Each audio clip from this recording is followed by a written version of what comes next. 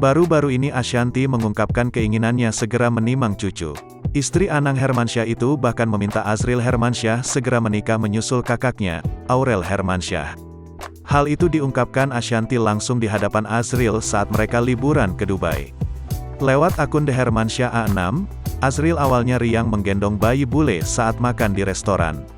Ashanty tampak gemas lantaran merasa Azril sudah pantas punya bayi sendiri. Oleh karena itu, ibu 4 anak itu menyarankan agar Azril segera menikahi kekasihnya, Sarah Manzel.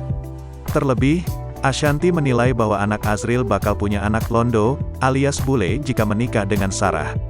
Maklum, Sarah Manzel sendiri merupakan gadis blasteran Indonesia dan Jerman.